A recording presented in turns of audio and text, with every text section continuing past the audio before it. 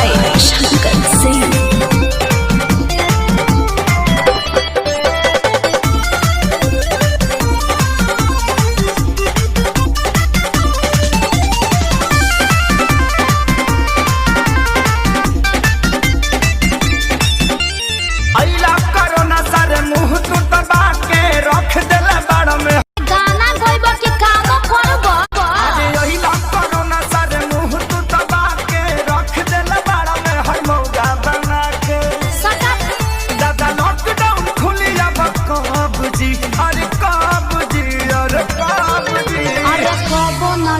हमर मौगी खेलत बिया पबजी हम तो दुनु बेरा कटटानी सब्जी। हमर मौगी खेलत बिया पबजी हम तो दुनु बेरा कटटानी सब्जी। देखो हौ लुगा धइल बा आदमी खानी खींच दो ना तो पुलिस के फोन करके कह देब कि हमार भतार 4 दिन से खोखता। जातानी हां ठीक बा जल्दी जा।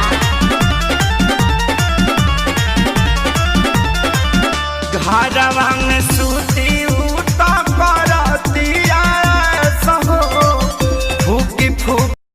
अरे घर में मत छोड़ो प्रदूषण हो जाई। घरवा में सूती उता करतिया सहो फूकी फूकी चूल्हा हमार निकलता गैस हो।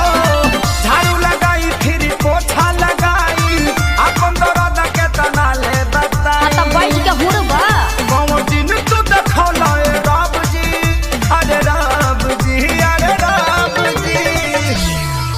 हमर मौगी खेलत बिया पबजी हम तो दुनु बेरा कटटानी सब्जी। हमर मौगी खेलत बिया पबजी हम तो दुनु बेरा कटटानी सब्जी। सुनो आलू बैंगन काट के मिक्स सब्जी भी बना दी हो।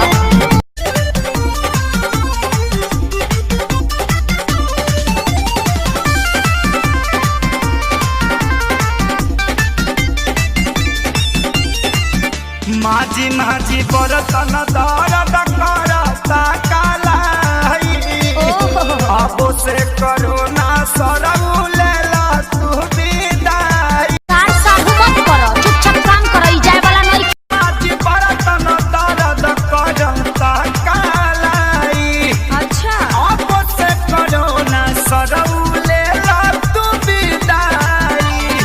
रहे खेसारी के हीरो में बड़ा नाम हो सोनू सुधा को साथे भइले गुलाम हो। सभे रोवे घर में बैठी डभ जी अरे डभ जी अरे डभ जी। अल्ले मेला बच्चा हमर मौगी खेलत बिया पबजी हम तो दुनु बेरा कटटानी सब्जी। हमर मौगी खेलत बिया पबजी हम तो दुनु बेरा कटटानी सब्जी। चुप रह जानू रिवाइटल खा के काम करत रह।